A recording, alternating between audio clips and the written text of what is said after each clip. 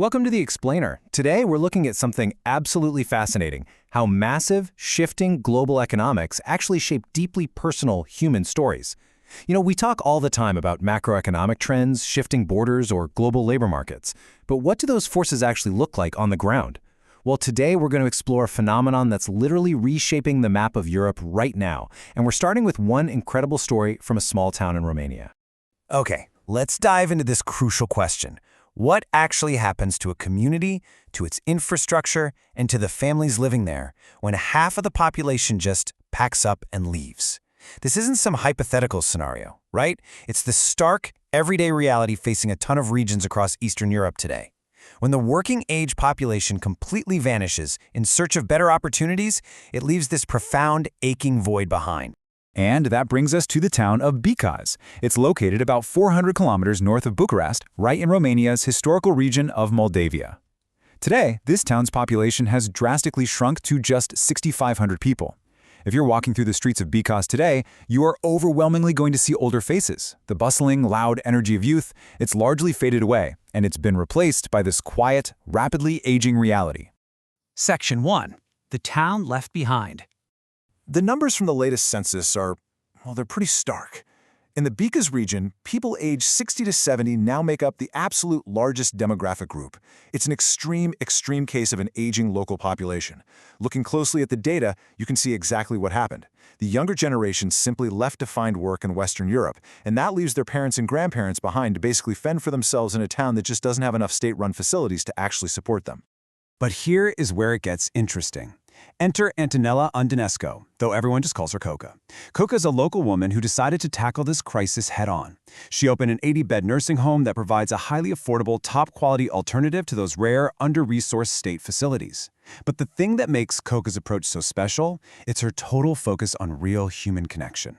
She doesn't just manage the place from an office, she's out there playing rummy with the residents. She takes them on these great outings to the countryside to gather herbs and pick fruit. She even bought a boat to take up to 12 residents at a time on these incredibly joyous tours across Lake Biacas, blasting old Schlager hits from the good old days.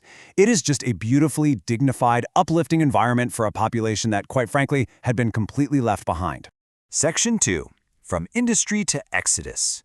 Let's move to and see how this builds. If we trace things back, this timeline really explains the macroeconomic shifts that completely transformed the town. Back in 1950, a hydroelectric dam was built, which created Romania's largest artificial lake, Lake Bicaz.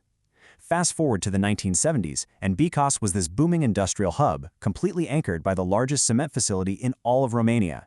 But then, 1989 happened. The fall of communism triggered a massive economic shockwave. The big factories closed down, huge layoffs followed, and by the late 1990s, widespread unemployment sparked a desperate, massive exodus. The town didn't just slowly decline over a century. Its economic lifeblood was shut off almost overnight. But, we also shouldn't look back at that industrial era with rose-tinted glasses. Take a listen to this quote from Vasil Eugenaru. He's a former plant worker who actually lives in Coca's nursing home now. He remembers how, quote, everything was white from the lime plant. The trees looked like a birchwood forest.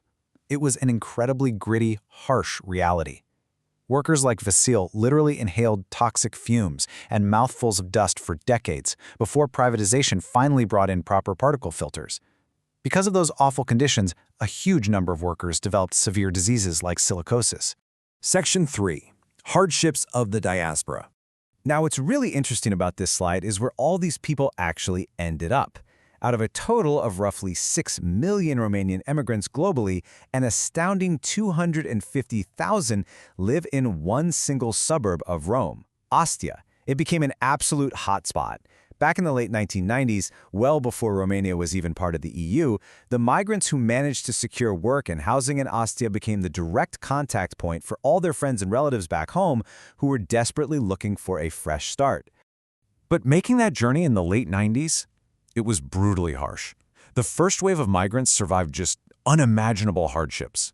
We're talking traveling without visas and living illegally. People spent weeks locked inside houses, literally hiding from the Carabinieri to avoid getting deported. They slept in the Rome train station, washing themselves in those tiny little train sinks. And when they finally did secure housing, a lot of them had to furnish their apartments completely from scratch, using items pulled directly from the trash. They really truly started from the absolute bottom. This quote from an early immigrant named Florine really anchors that visceral immigrant experience. He recalled, "There were 12 of us in that trailer for about 3 weeks. Our grill was a wheelbarrow with a grate on top." It's just a wild anecdote, right? A family pushed to their absolute physical and mental limits, surviving on grilled chicken in an RV, treated like criminals, all just trying to find a tiny foothold in a brand new country. Section 4. The generational divide. We can see this divide so clearly by comparing Coca to our niece Andra. Now, Coca represents that first generation. Even after working abroad for years, she said, "I left, but my soul stayed here." She desperately missed her homeland and always held on to the hope of returning. Andra, on the other hand, is the second generation. She came to Italy as a kid, learned Italian effortlessly just by watching cartoons, and fully assimilated. Today, she works 14-hour days managing a local restaurant in Italy. For Andra, Romania is a fun place for a 1-month summer vacation, but she has absolutely zero desire to ever live there. Yet, despite all that assimilation, traditions remain an incredibly powerful anchor. Take michichi, for example. It's a traditional Romanian barbecue dish.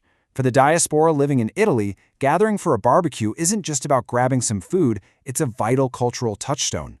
Just like any big family tradition you might have, it acts as the social glue. It brings the aunts, uncles, and cousins together, and it allows the older generation to hold on to their roots and teach their kids exactly where they came from. Section 5. Returning to care. And this brilliantly illustrates the path home. Coca didn't just snap her fingers and build a nursing home out of thin air. I mean, look at this remarkable decades-long journey. First, she secretly migrated to Istanbul for 3 years, living incredibly frugally just so she could send money and gifts back to her struggling sisters. After that, she moved to Italy and spent 10 whole years working as a geriatric nurse, carefully learning the trade. Finally, in 2003, she returned to Bicos. Now get this. She originally opened a pizzeria that made cheap pizzas for the local school children. But eventually, she pivoted her focus to social work, using all the skills she learned in Italy to open her current 80-bed facility. What's truly remarkable here is the ripple effect of her actions. Coca didn't just return alone. She actively reversed her own family's brain drain. She successfully convinced her 2 older sisters, including Adriana, whose husband had sadly passed away, to pack up, leave Italy, and return to Bicos to work right alongside her. So today, they are back in their homeland, caring for the elderly community, which actually includes their own father, who lives at the facility too. So the crucial point is captured perfectly in Cocoa's own words. It's important to have the courage to return to your own country and to trust that you can achieve something there too. It's just this powerful testament to the idea that the skills and the capital you gain abroad can actually be brought back to rebuild communities that have been completely hollowed out by economic shifts. In fact, Coco's already considering opening a second, slightly more exclusive home to help offset costs and make sure there's secure housing for everyone in the long term. Which leaves us with this final, pressing thought. Coca's story is undeniably inspiring, but let's be real, she is just one woman in one small town.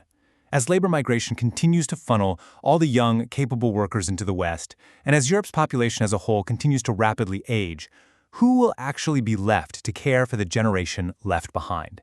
It's a huge question. Thanks so much for joining me on this explainer, and as always, keep questioning the world around you.